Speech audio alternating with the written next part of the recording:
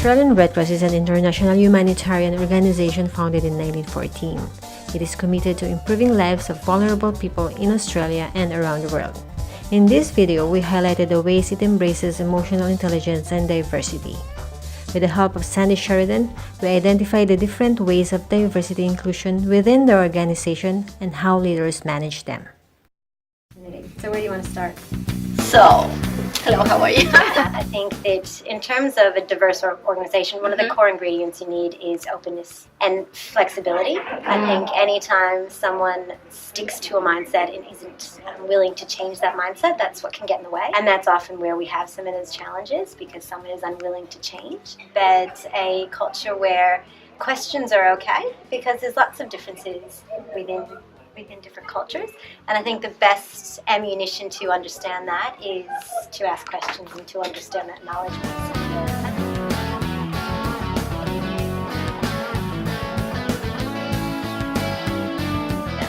Well, I'll use an example of process where you've seen some resistance to change. So one of them is in recruitment around youth and young people, particularly around volunteers. Some of the managers have thought that young people will not stay with the organization for a long time. They might be unreliable. In HR and in culture and capability, it's about really helping the managers to understand the differences and the expectations of those different diverse groups.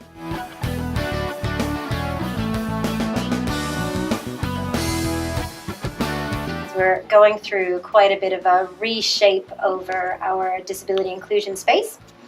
We've just redone our disability inclusion policy. We've redefined what that actually looks like. And it's not just about having a policy, because a policy is just words on paper. It's actually about that mindset and shifting the mindset. Changing policy is one thing, but we actually have fact sheets that we send out. We have disability inclusion champions that go out and speak to different teams. We have a lot of lunchtime sessions where we'll have them come along and just answer any question. They're very happy to answer the questions, and I think through those sessions it's in fact changed my mindset.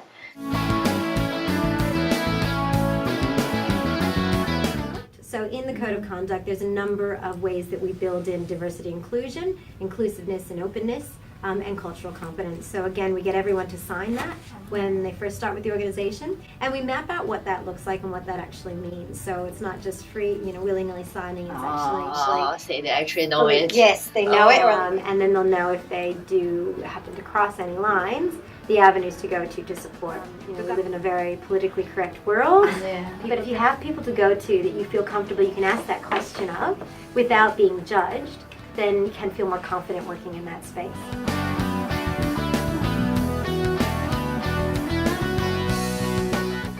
They set the tone, they set the culture. If you have a leader with high emotional intelligence, it allows for more trust, more openness. That means diversity, inclusion is going to be something that's far more adopted and accepted. Cultural competence is going to be far more accepted and adopted because you're actually creating that environment. Whereas if the leader has a low EQ, emotional intelligence, then it is going to reflect the team, and it may be more of a fixed mind.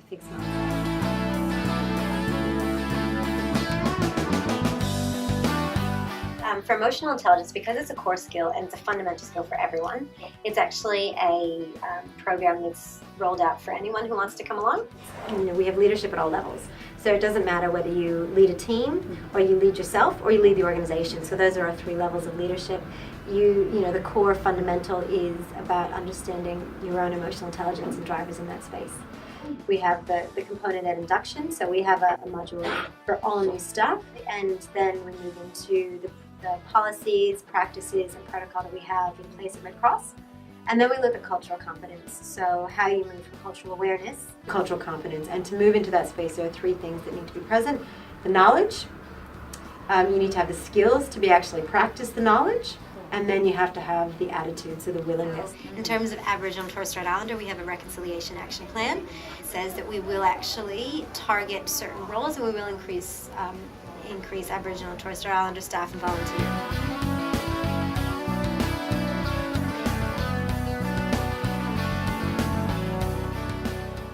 Policy doesn't change a mindset. We're talking about two totally different things. We're talking about legislation in one side, and we're talking about influence and mindset and how we can actually really embed some of this new way of thinking.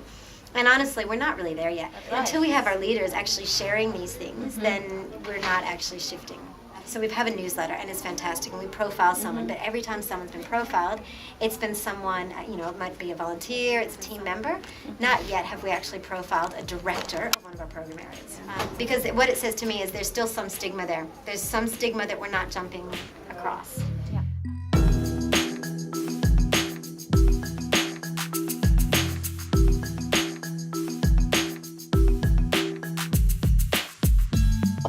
I think that in terms of gender diversity, I think we definitely have that.